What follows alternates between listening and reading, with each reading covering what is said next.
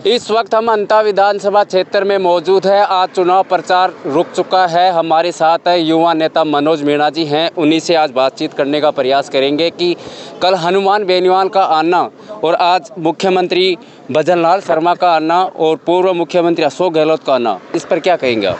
देखो, ऐसा है, कल हनुमान बेनीवाल जी की भीड़ देख के, नरेश भाई का समर्थन देख के, उनके हेलीकॉप्टर वाला जो सिलसिला उन्होंने देखा, जो जल्ला देखा, उसको देख के डर गए ये सारे। दोनों पार्टियों का पसीना रखा है।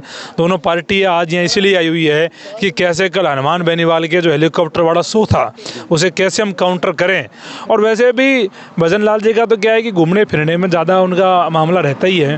वो तो दिल्ली भी जाते रहते हैं, फिर कहीं बाहर भी चले जाते हैं। तो भजनलाल जी क्या घूमने वाली व्यक्ति है, वो तो आते रहते, चुनाव से ज़्यादा उन्हें मतलब नहीं है। लेकिन अब ठीक है, चुनाव हो रहे तो इसलिए आ भी गए होंगे।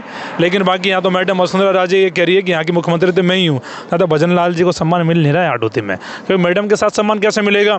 भजनलाल जी खड़े हैं उस पर टेम्पो पे और नारे लग रहे हैं, मैडम वसुंधरा जिंदाबाद। तो भजनलाल जी नाराज से दिखे। अभी मैं यहीं खड़ा था, निकल रहे थे, गाड़ी में जा रहे थे, फ़ोन में कुछ लग रहे थे, देख रहे थे।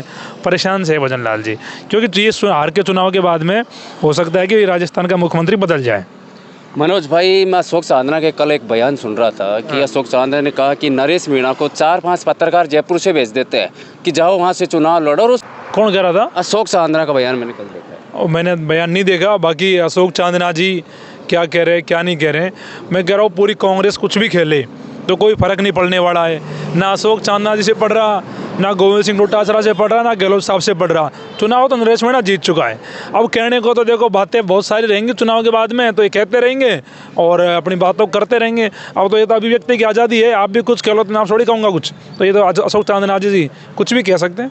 कल हनुमान बेनीवाल आने से क्या कांग्रेस और बीजेपी में डर सताने लग गया? डर, पसीने आ रहे हैं दोनों पार्टियों के आज, इसीलिए तो दोनों पार्टियां घूम रही है।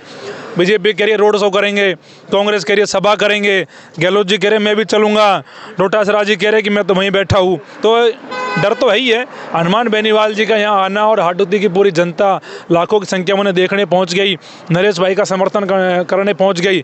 तो दोनों पार्टियाँ डरी हुई है साहब, इसमें कोई दोहरा ही नहीं है। मनोज भाई, 14 तारीख का परिणाम किस पक्ष में हो रहा है? परिणाम आ गया आज ही, 14 की जरूरत क्या है, परिणाम आ गया। नरेश मीणा एमएलए बन गया अंता से, यही परिणाम है। कितने वोटों से जीत रहे? अब वोटों का तो भारी बहुमत से जीतेंगे, हो सकता है 50,000 से जीते। ये थे युवा नेता मनोज मीणा थे। इन्होंने कहा कि भारी बहुमत से नरेश मीणा जीतेंगे। आप देख रहे हैं केसी मीडिया ग्रुप, मैं हूं कैलाश गुर्जर। जय हिंद, जय भारत।